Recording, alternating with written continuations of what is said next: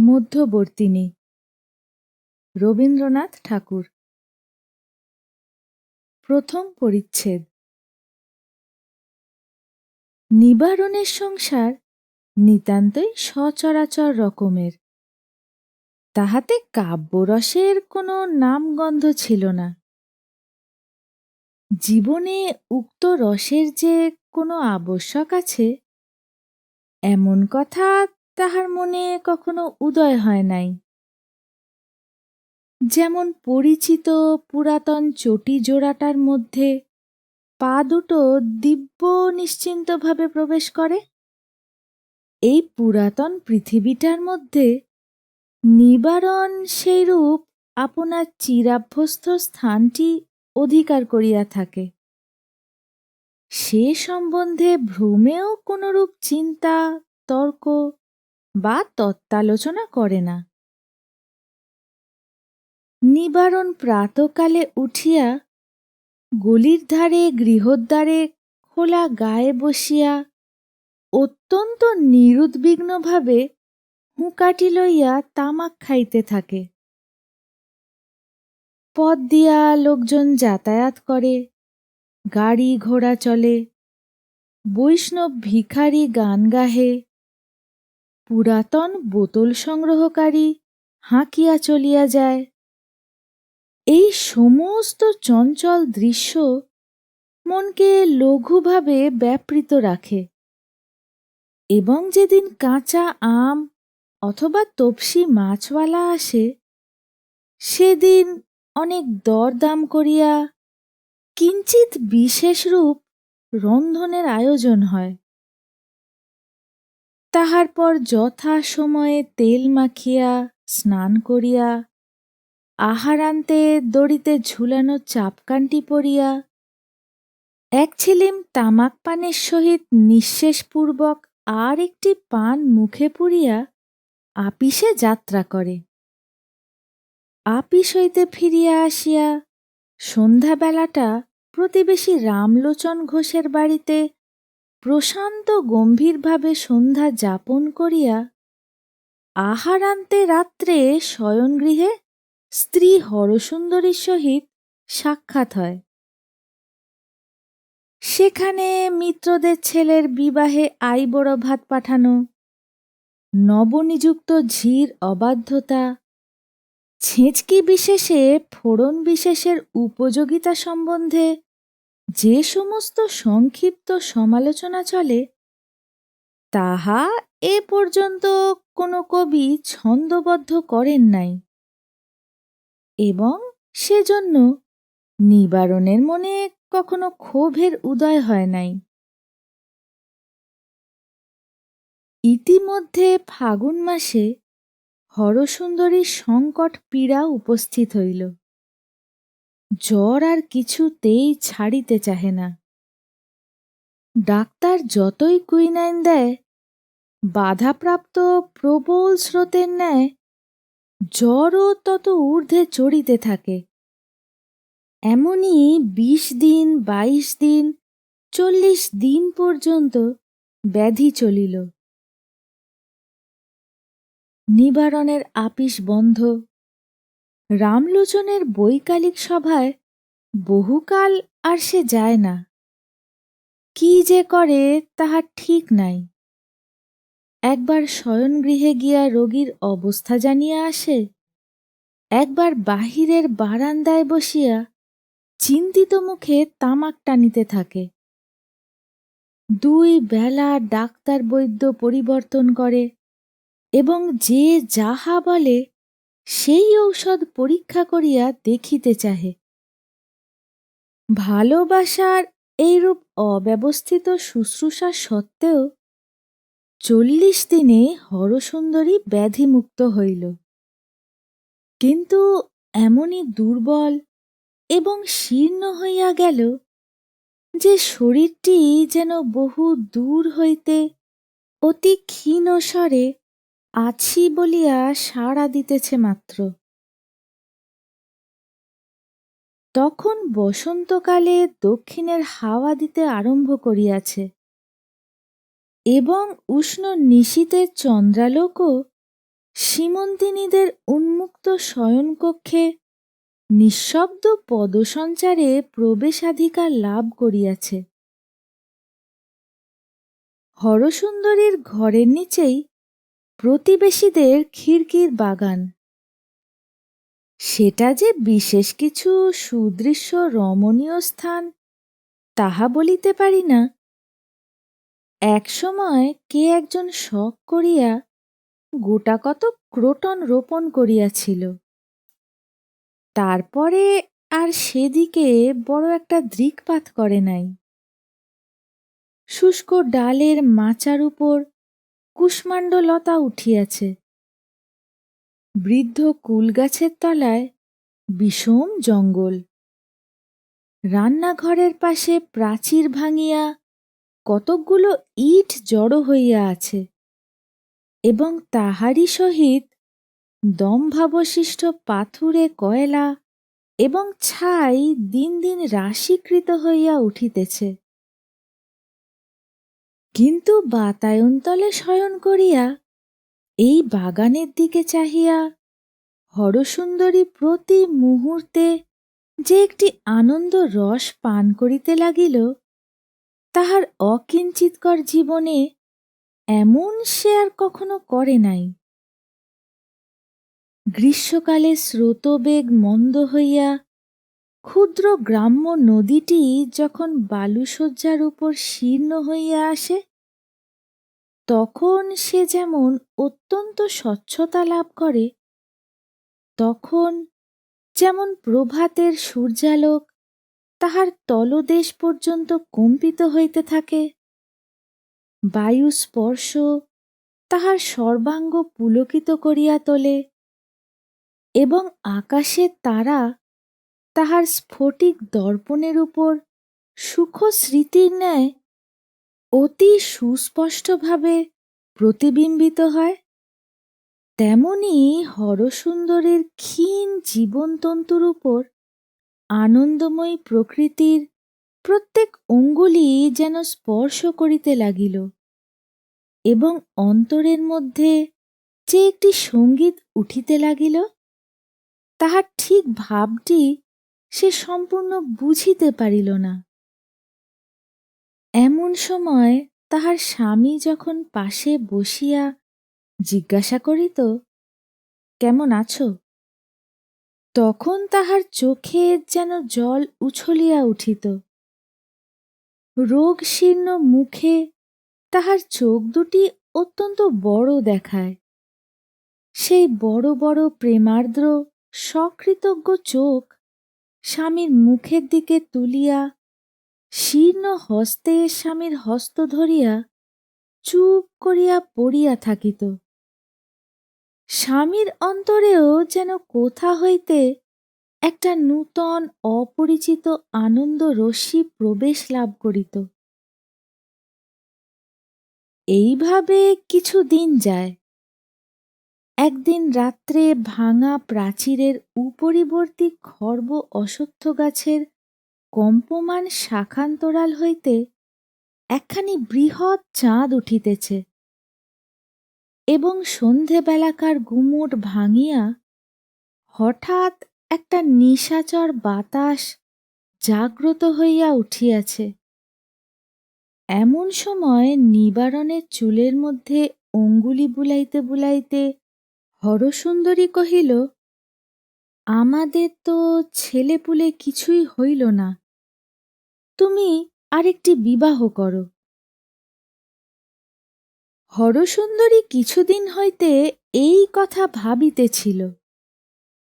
মনে যখন একটা প্রবল আনন্দ, একটা বৃহৎ প্রেমের সঞ্চার হয়, তখন মানুষ মনে করে আমি সব করিতে পারি। তখন হঠাৎ একটা আত্মবিসর্জনের ইচ্ছা বলবতী হইয়া উঠে। স্রোতের উচ্ছ্বাস যেমন কঠিন তটের উপর আপনাকে সবেগে মূর্ছিত করে, তেমনি প্রেমের আবেগ, আনন্দের উচ্ছ্বাস, একটা মহৎ ত্যাগ, একটা বৃহৎ দুঃখের উপর আপনাকে যেন নিক্ষেপ করিতে চাহে। সেইরূপ অবস্থায় অত্যন্ত পুলকিত চিত্তে একদিন হরসুন্দরী স্থির করিল, আমার স্বামীর জন্য আমি খুব বড় একটা কিছু করিব। কিন্তু হায়, যতখানি সাধ ততখানি সাধ্য কাহার আছে? হাতের কাছে কি আছে? কি দেওয়া যায়? ঐশ্বর্য নাই, বুদ্ধি নাই, ক্ষমতা নাই, শুধু একটা প্রাণ আছে। সেটাও যদি কোথাও দিবার থাকে এখনই দিয়া ফেলি, কিন্তু তাহারই বা মূল্য কি?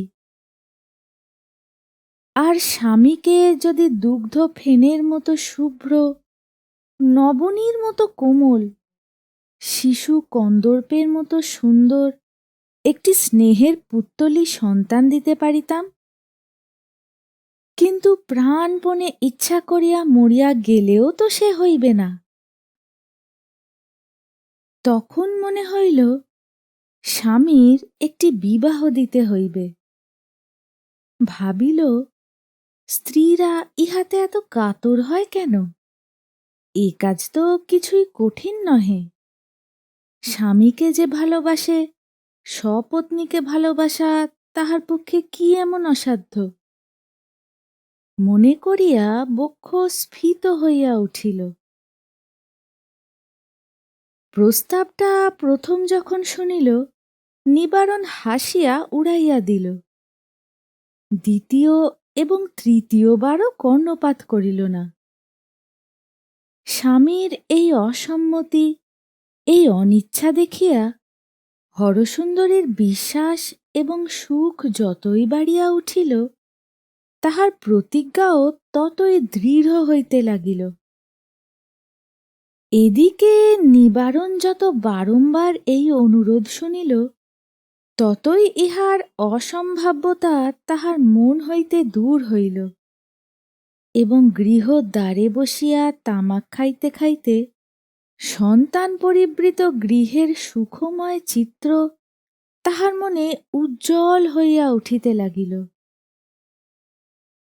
একদিন নিজেই প্রসঙ্গ উত্থাপন করিয়া কহিল, বুড়া বয়সে একটি কচি খুকিকে বিবাহ করিয়া আমি মানুষ করিতে পারিব না।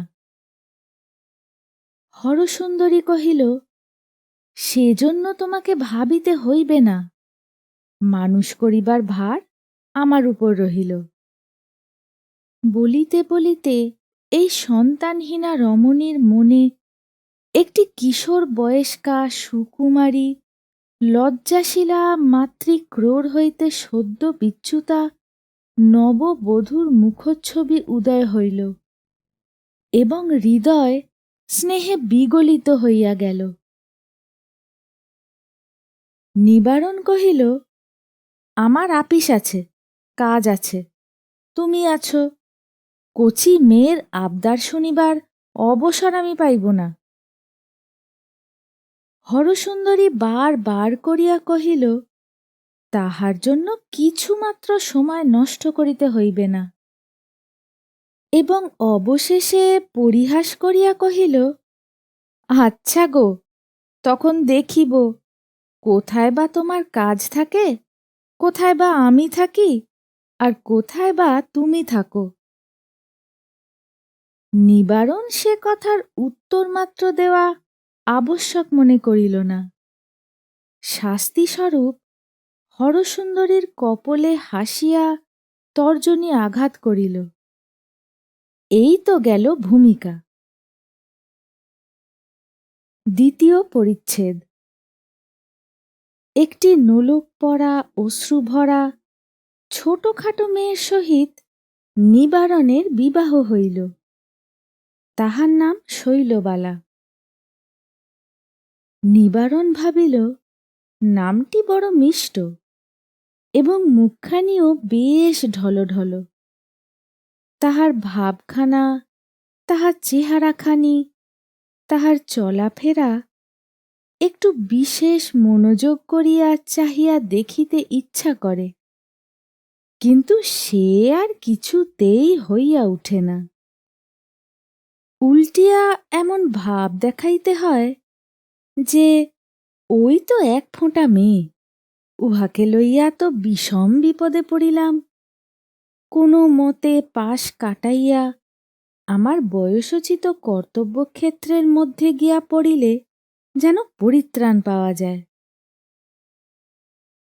হরসুন্দরী নিবারণের এই বিষম বিপদগ্রস্ত ভাব দেখিয়া মনে মনে বড় আমোদ বোধ করিত। একদিন হাত চাপিয়া ধরিয়া বলিত, আহা, পালাও কোথায়? ওইটুকু মেয়ে, ও তো আর তোমাকে খাইয়া ফেলিবে না। নিবারণ দ্বিগুণ শশব্যস্ত ভাব ধারণ করিয়া বলিত, আরে রোসো রোসো, আমার একটু বিশেষ কাজ আছে, বলিয়া যেন পালাইবার পথ পাইত না। হরসুন্দরী হাসিয়া দ্বার আটক করিয়া বলিত, আজ ফাঁকি দিতে পারিবে না। অবশেষে নিবারণ নিতান্তই নিরুপায় হইয়া কাতরভাবে বসিয়া পড়িত। হরসুন্দরী তাহার কানের কাছে বলিত, আহা, পরের মেয়েকে ঘরে আনিয়া অমন হতশ্রদ্ধা করিতে নাই। এই বলিয়া শৈলবালাকে ধরিয়া নিবারণের বাম পাশে বসাইয়া দিত এবং জোর করিয়া ঘোমটা খুলিয়া ও চিবুক ধরিয়া তাহার আনত মুখ তুলিয়া নিবারণকে বলিত, আহা, কেমন চাঁদের মতো মুখখানি দেখো দেখি। কোনোদিন বা উভয়কে ঘরে বসাইয়া কাজ আছে বলিয়া উঠিয়া যাইত এবং বাহির হইতে ঝনাত করিয়া দরজা বন্ধ করিয়া দিত। নিবারণ নিশ্চয় জানিত দুটি কৌতূহলী চক্ষু কোনো না কোনো ছিদ্রে সংলগ্ন হইয়া আছে। অতিশয় উদাসীনভাবে পাশ ফিরিয়া নিদ্রার উপক্রম করিত। শৈলবালা ঘোমটা টানিয়া গুটিসুটি মারিয়া মুখ ফিরাইয়া একটা কোণের মধ্যে মিলাইয়া থাকিত। অবশেষে হরসুন্দরী নিতান্ত না পারিয়া হাল ছাড়িয়া দিল, কিন্তু খুব বেশি দুঃখিত হইল না। হরসুন্দরী যখন হাল ছাড়িল তখন স্বয়ং নিবারণ হাল ধরিল। এ বড় কৌতুক, এ বড় রহস্য।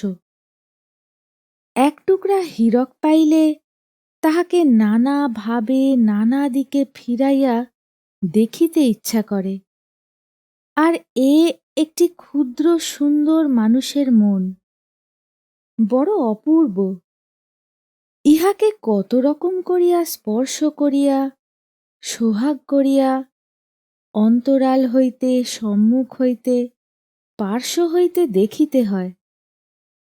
কখনো একবার কানের দুলে দোল দিয়া, কখনো ঘুমটা একটুখানি টানিয়া তুলিয়া, কখনো বিদ্যুতের মতো সহসা সচকিতে, কখনো নক্ষত্রের মতো দীর্ঘকাল এক দৃষ্টে নব নব সৌন্দর্যের সীমা আবিষ্কার করিতে হয়।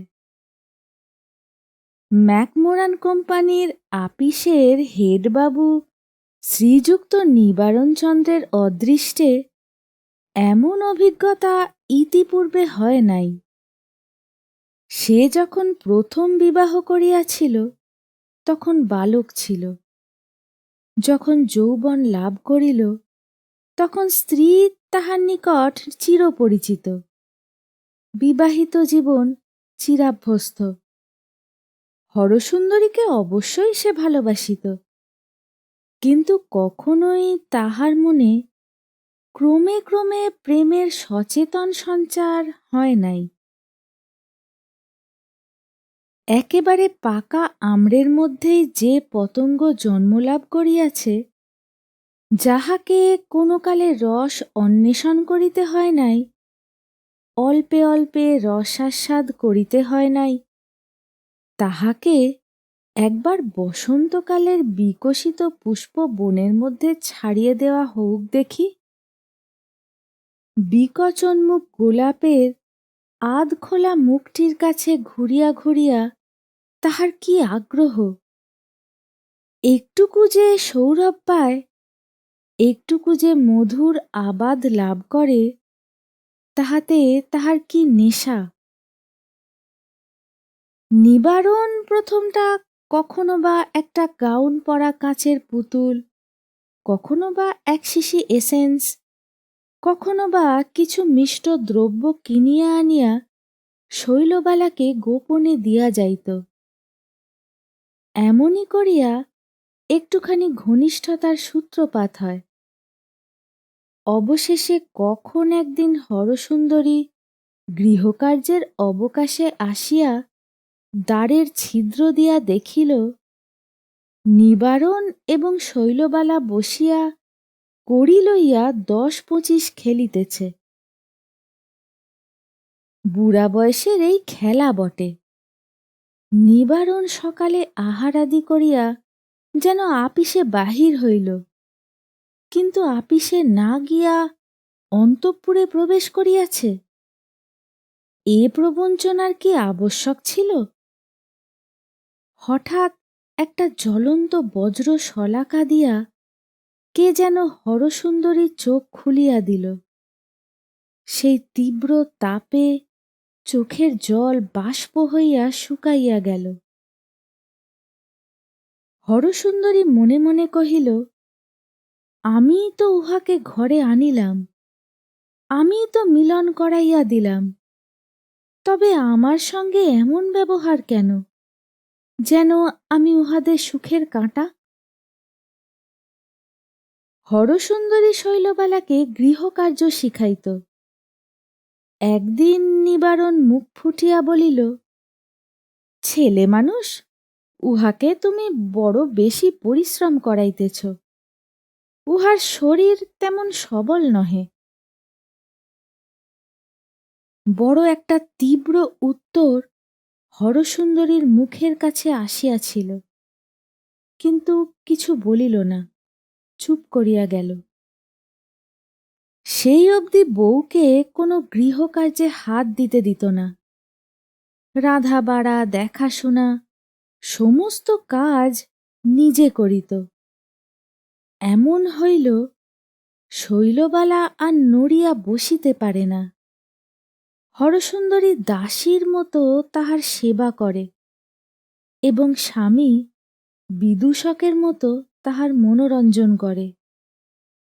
সংসারে কাজ করা, পরের দিকে তাকানো যে জীবনের কর্তব্য, এ শিক্ষাই তাহার হইল না।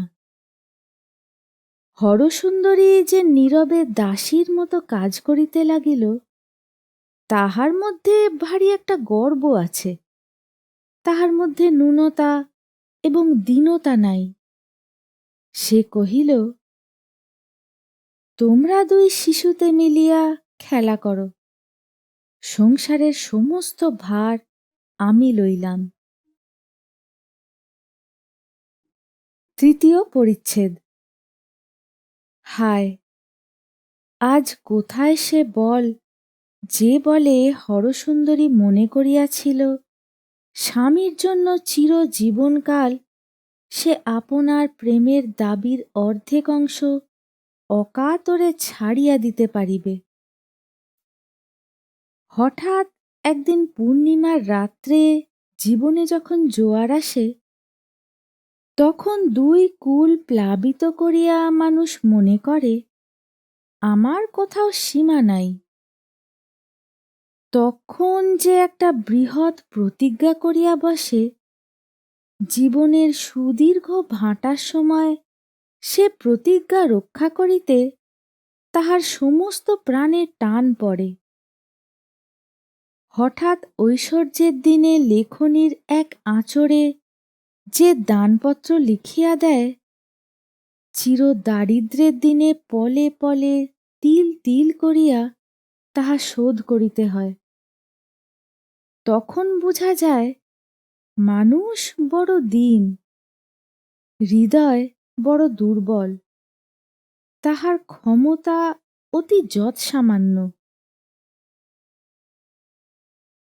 দীর্ঘ রোগাবসানে ক্ষীণ রক্তহীন পাণ্ডু কলেবরে হরসুন্দরী সেদিন শুক্ল দ্বিতীয়ার চাঁদের মতো একটি শীর্ণ রেখা মাত্র ছিল।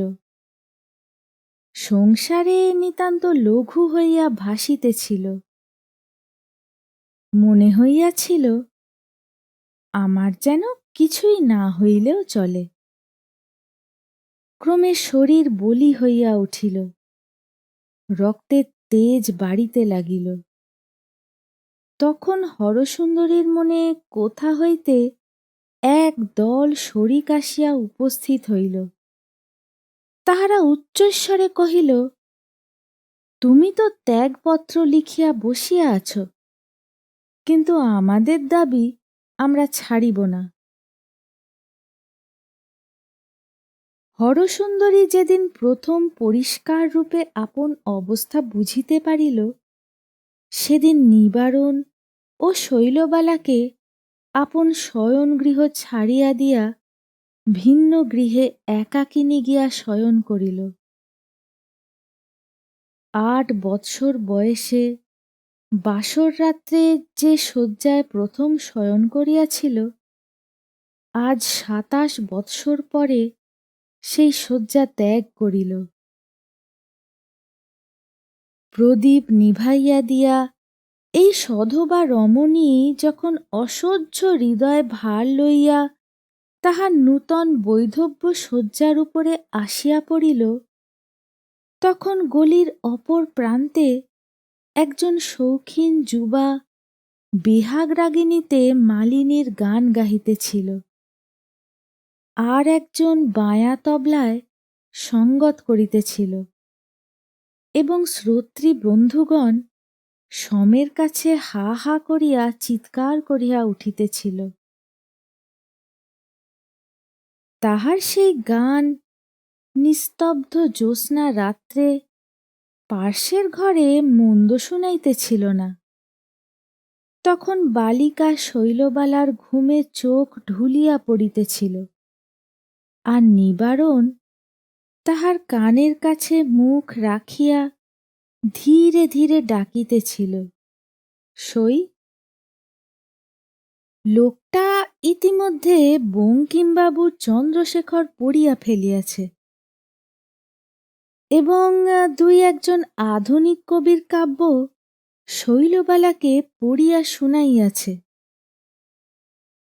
নিবারণের জীবনের নিম্ন স্তরে যে একটি যৌবন উৎস বরাবর চাপা পড়িয়াছিল, আঘাত পাইয়া হঠাৎ বড় অসময়ে তাহা উচ্ছ্বসিত হইয়া উঠিল। কেহই সেজন্য প্রস্তুত ছিল না। এই হেতু আকস্মাৎ তাহার বুদ্ধিশুদ্ধি এবং সংসারের সমস্ত বন্দোবস্ত উল্টাপাল্টা হইয়া গেল। সে বেচারা কোনো কালে জানিত না, মানুষের ভিতরে এমন সকল উপদ্রবজনক পদার্থ থাকে, এমন সকল দুর্দাম দুরন্ত শক্তি, যাহা সমস্ত হিসাব কিতাব, শৃঙ্খলা, সামঞ্জস্য একেবারে নয়-ছয় করিয়া দেয়।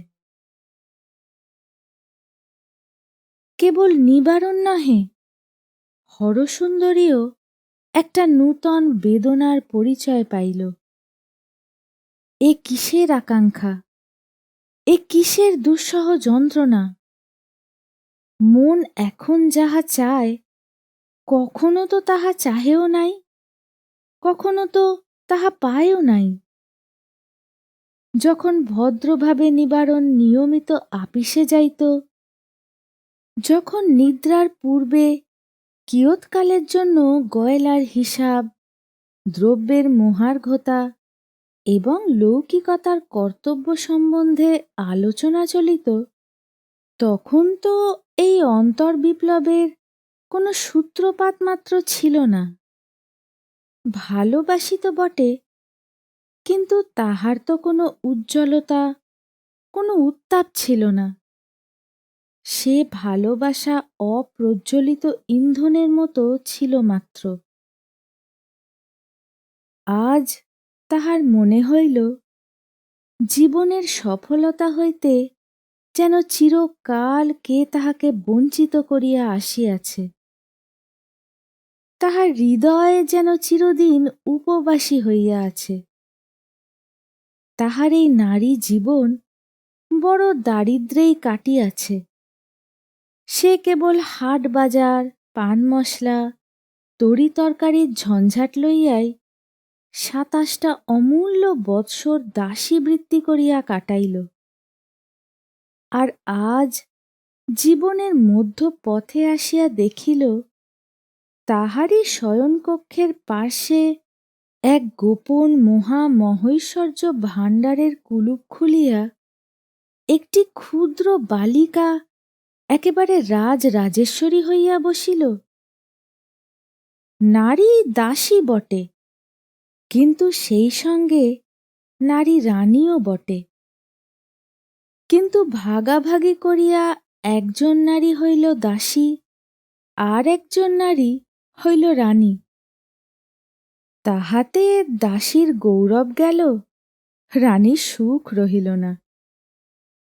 কারণ শৈলবালাও নারী জীবনের যথার্থ সুখের স্বাদ পাইল না। এত অবিশ্রাম আদর পাইল যে ভালোবাসিবার আর মুহূর্ত অবসর রহিল না।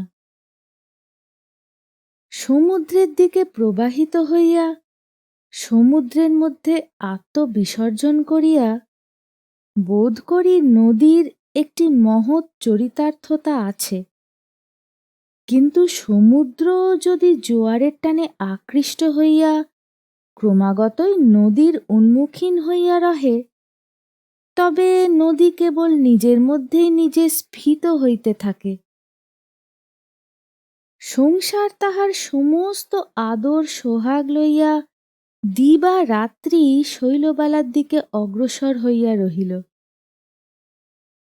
তাহাতে শৈলবালার আত্মাদর অতিশয় উত্তুঙ্গ হইয়া উঠিতে লাগিল। সংসারের প্রতি তাহার ভালোবাসা পড়িতে পাইল না। সে জানিল আমার জন্যই সমস্ত, এবং আমি কাহার জন্যও নহি। এ অবস্থায় যথেষ্ট অহংকার আছে, কিন্তু পরিতৃপ্তি কিছুই নাই। চতুর্থ পরিচ্ছেদ। একদিন ঘনঘোর মেঘ করিয়া আসিয়াছে, এমনই অন্ধকার করিয়াছে যে ঘরের মধ্যে কাজকর্ম করা অসাধ্য। বাহিরে ঝুপঝুপ করিয়া বৃষ্টি হইতেছে।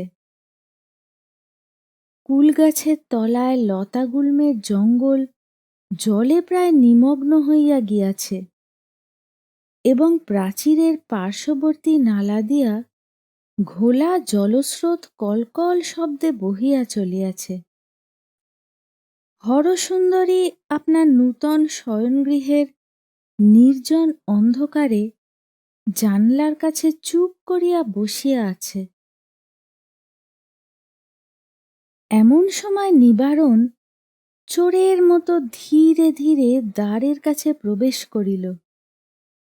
ফিরিয়া যাইবে কি অগ্রসর হইবে ভাবিয়া পাইল না। হরসুন্দরী তাহা লক্ষ্য করিল, কিন্তু একটি কথাও কহিল না।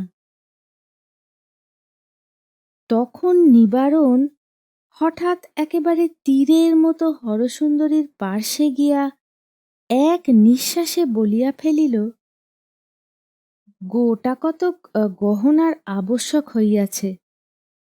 জানো তো, অনেকগুলো দেনা হইয়া পড়িয়াছে। পাওনাদার বড়ই অপমান করিতেছে। কিছু বন্ধক রাখিতে হইবে, শীঘ্রই ছাড়াইয়া লইতে পারিব। হরসুন্দরী কোনো উত্তর দিল না।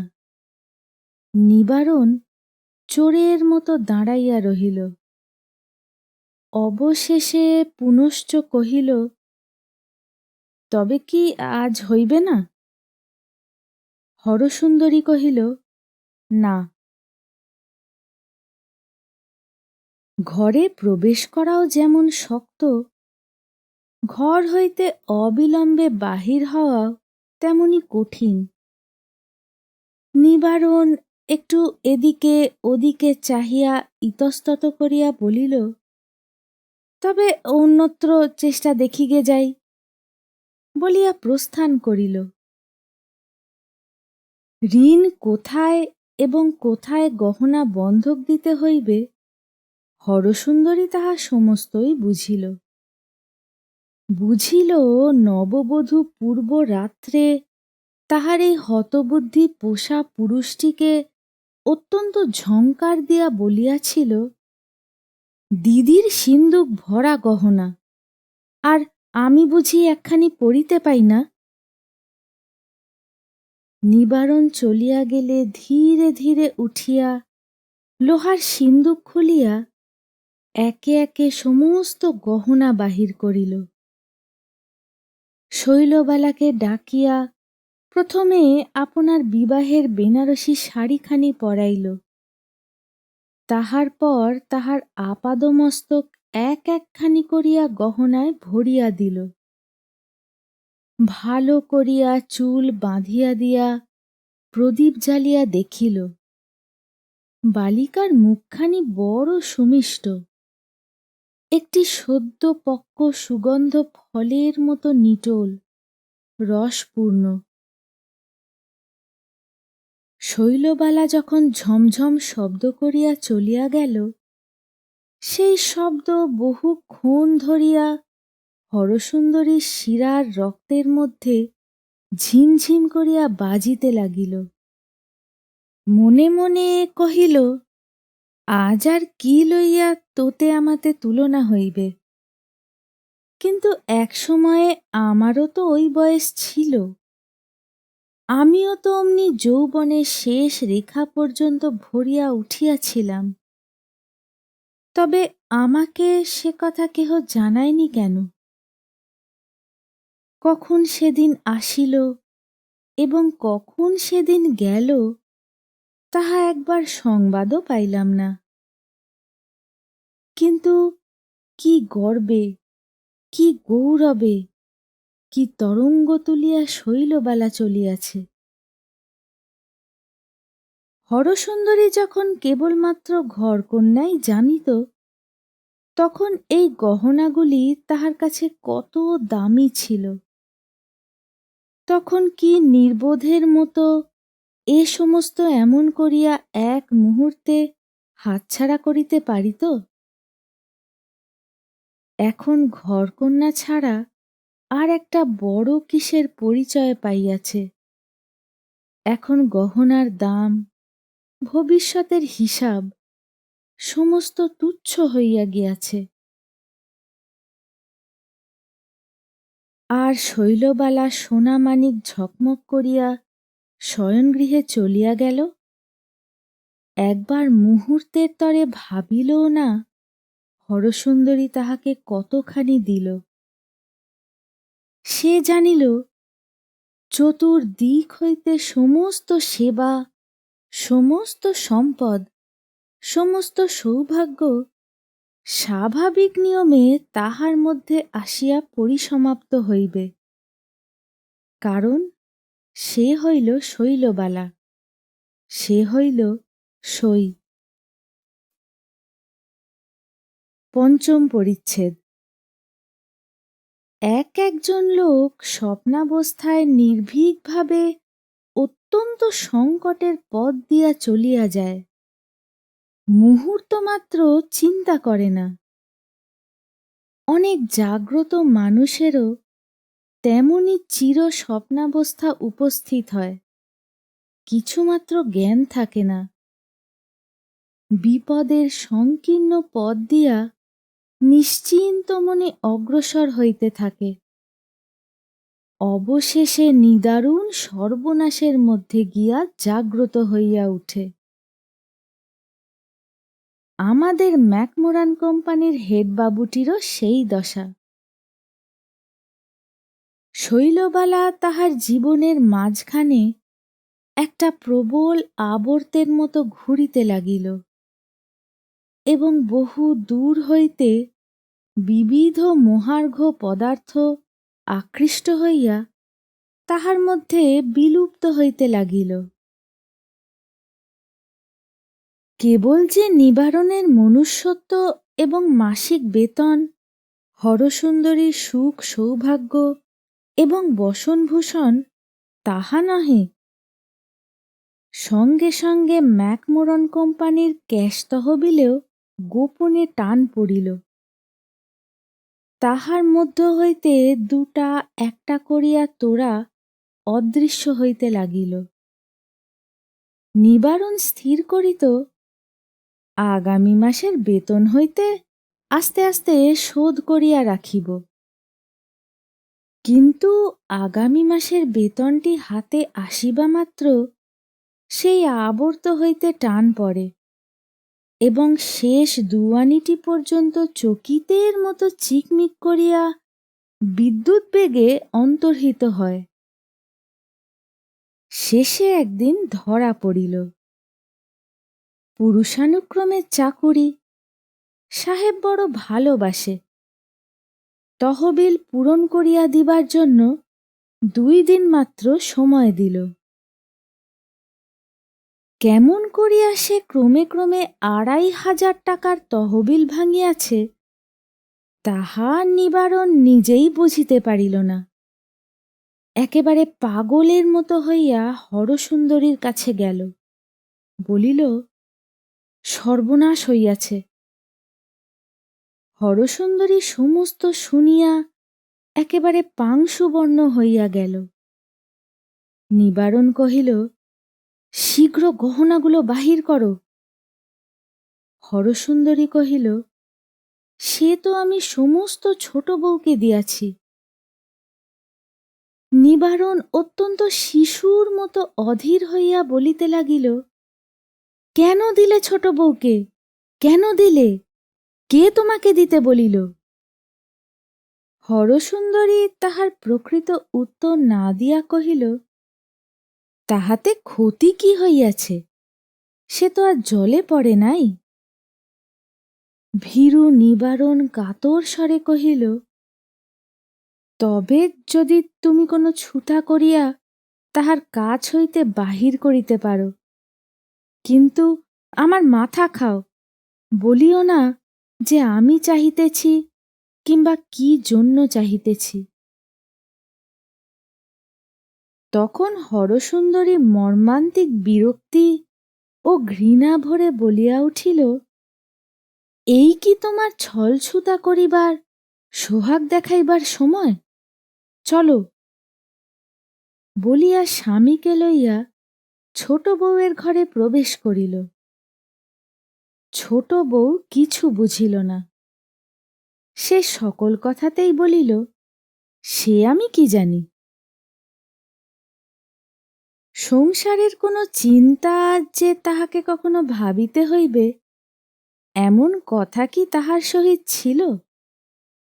সকলে আপনার ভাবনা ভাবিবে এবং সকলে মিলিয়া শৈলবালার আরাম চিন্তা করিবে। আকস্মাৎ ইহার ব্যতিক্রম হয়, এ কি ভয়ানক অন্যায়! তখন নিবারণ শৈলবালার পায়ে ধরিয়া কাঁদিয়া পড়িল। শৈলবালা কেবলই বলিল, সে আমি জানি না, আমার জিনিস আমি কেন দিব? নিবারণ দেখিল ওই দুর্বল ক্ষুদ্র সুন্দরী সুকুমারী বালিকাটি লোহার সিন্দুকের অপেক্ষাও কঠিন। হরসুন্দরী সংকটের সময় স্বামীর এই দুর্বলতা দেখিয়া ঘৃণায় জর্জরিত হইয়া উঠিল। শৈলবালা চাবি বলপূর্বক কাড়িয়া লইতে গেল। শৈলবালা তৎক্ষণাৎ চাবির গোছা প্রাচীর লঙ্ঘন করিয়া পুষ্করিণীর মধ্যে ফেলিয়া দিল। হরসুন্দরী হতবুদ্ধি স্বামীকে কহিল, তালা ভাঙিয়া ফেল না। শৈলবালা প্রশান্ত মুখে বলিল, তাহা হইলে আমি গলায় দড়ি দিয়া মরিব। নিবারণ কহিল, আমি আর একটা চেষ্টা দেখিতেছি, বলিয়া এলোথেলো বেশে বাহির হইয়া গেল। নিবারণ 2 ঘণ্টার মধ্যেই পৈতৃক বাড়ি 2,500 টাকায় বিক্রয় করিয়া আসিল। বহু কষ্টে হাতে বেড়িটা বাঁচিল, কিন্তু চাকরি গেল। স্থাবর জঙ্গমের মধ্যে রহিল কেবল 2টি মাত্র স্ত্রী। তাহার মধ্যে ক্লেশকাতর বালিকা স্ত্রীটি গর্ভবতী হইয়া নিতান্ত স্থাবর হইয়াই পড়িল। গলির মধ্যে একটি ছোট স্যাঁতস্যাঁতে বাড়িতে এই ক্ষুদ্র পরিবার আশ্রয় গ্রহণ করিল। 6ষ্ঠ পরিচ্ছেদ। ছোট বউয়ের অসন্তোষ এবং অসুখের আর শেষ নাই। সে কিছুতেই বুঝিতে চায় না তাহার স্বামীর ক্ষমতা নাই। ক্ষমতা নাই যদি তো বিবাহ করিল কেন? উপরের তলায় কেবল 2টি মাত্র ঘর। একটি ঘরে নিবারণ ও শৈলবালার শয়নগৃহ, আর একটি ঘরে হরসুন্দরী থাকে। শৈলবালা খুঁত খুঁত করিয়া বলে, আমি দিনরাত্রি শোবার ঘরে কাটাইতে পারি না। নিবারণ মিথ্যা আশ্বাস দিয়া বলিত, আমি আর একটা ভালো বাড়ির সন্ধানে আছি, শীঘ্র বাড়ি বদল করিব। শৈলবালা বলিত, কেন, ওই তো পাশে আর একটা ঘর আছে। শৈলবালা তাহার পূর্ব প্রতিবেশিনীদের দিকে কখনো মুখ তুলিয়া চাহে নাই। নিবারণের বর্তমান দুরবস্থায় ব্যথিত হইয়া তাহারা একদিন দেখা করিতে আসিল। শৈলবালা ঘরে খিল দিয়া বসিয়া রহিল, কিছুতেই দ্বার খুলিল না। তাহারা চলিয়া গেলে রাগিয়া কাঁদিয়া উপবাসী থাকিয়া হিস্টিরিয়া করিয়া পাড়া মাথায় করিল। এমনতর উৎপাত প্রায় ঘটিতে লাগিল। অবশেষে শৈলবালার শারীরিক সংকটের অবস্থায় গুরুতর পীড়া হইল, এমনকি গর্ভপাত হইবার উপক্রম হইল। নিবারণ হরসুন্দরীর 2 হাত ধরিয়া বলিল, তুমি শৈলকে বাঁচাও। হরসুন্দরী দিন নাই রাত্রি নাই শৈলবালার সেবা করিতে লাগিল। তিলমাত্র ত্রুটি হইলে শৈল তাহাকে দুর্বাক্য বলিত, সে একটি উত্তর মাত্র করিত না। শৈল কিছুতেই সাগু খাইতে চাহিত না, বাটি শুদ্ধ ছুঁড়িয়া ফেলিত। জ্বরের সময় কাঁচা আমের অম্বল দিয়া ভাত খাইতে চাহিত। না পাইলে রাগিয়া কাঁদিয়া অনর্থ পাত করিত। হরসুন্দরী তাহাকে লক্ষ্মী আমার, বোন আমার, দিদি আমার বলিয়া শিশুর মতো ভুলাইতে চেষ্টা করিত। কিন্তু শৈলবালা বাঁচিল না। সংসারের সমস্ত সোহাগ আদর লইয়া পরম অসুখ ও অসন্তোষে বালিকার ক্ষুদ্র অসম্পূর্ণ ব্যর্থ জীবন নষ্ট হইয়া গেল। 7ম পরিচ্ছেদ। নিবারণের প্রথমে খুব একটা আঘাত লাগিল, পরক্ষণেই দেখিল তাহার একটা মস্ত বাঁধন ছিঁড়িয়া গিয়াছে। শোকের মধ্যেও হঠাৎ তাহার একটা মুক্তির আনন্দ বোধ হইল।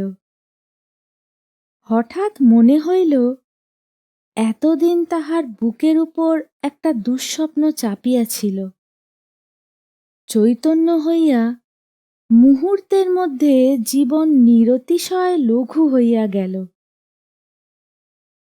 মাধবী লতাটির মতো এই যে কোমল জীবন পাশ ছিঁড়িয়া গেল, এই কি তাহার আদরের শৈলবালা? হঠাৎ নিঃশ্বাস টানিয়া দেখিল, না, সে তাহার উদ্বন্ধন রজ্জু, আর তাহার চিরজীবনের সঙ্গিনী হরসুন্দরী। দেখিল সেই তো তাহার সমস্ত সংসার একাকিনী অধিকার করিয়া তাহার জীবনের সমস্ত সুখ দুঃখের স্মৃতি মন্দিরের মাঝখানে বসিয়া আছে। কিন্তু তবু মধ্যে একটা বিচ্ছেদ, ঠিক যেন একটি ক্ষুদ্র উজ্জ্বল সুন্দর নিষ্ঠুর ছুরি আসিয়া একটি হৃৎপিণ্ডের দক্ষিণ এবং বাম অংশের মাঝখানে বেদনাপূর্ণ বিদারণ রেখা টানিয়া দিয়া গেছে। একদিন গভীর রাত্রে সমস্ত শহর যখন নিদ্রিত, নিবারণ ধীরে ধীরে হরসুন্দরীর নিভৃত শয়নকক্ষে প্রবেশ করিল। নীরবে সেই পুরাতন নিয়ম মতে সেই পুরাতন শয্যার দক্ষিণ অংশ গ্রহণ করিয়া শয়ন করিল। কিন্তু এবার তাহার সেই চির অধিকারের মধ্যে চোরের মতো প্রবেশ করিল।